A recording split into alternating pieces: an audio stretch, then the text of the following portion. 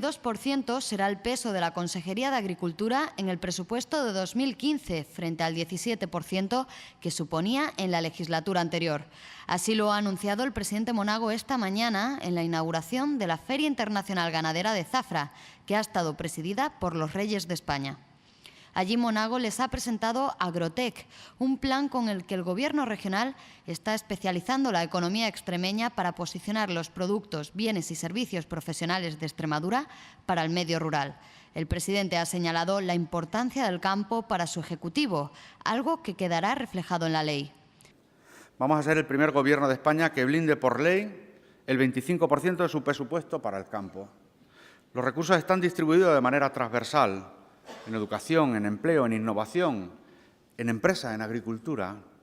En todos nuestros presupuestos el campo va a estar presente hasta llegar a ese 25%. El presidente Monago ha destacado el crecimiento de la Feria Ganadera de Zafra, que supera los 2.600 animales, casi 700 más que hace un año, y le ha asegurado al monarca que no podía haber elegido mejor momento que esta feria para visitar Extremadura por primera vez desde que es rey de España.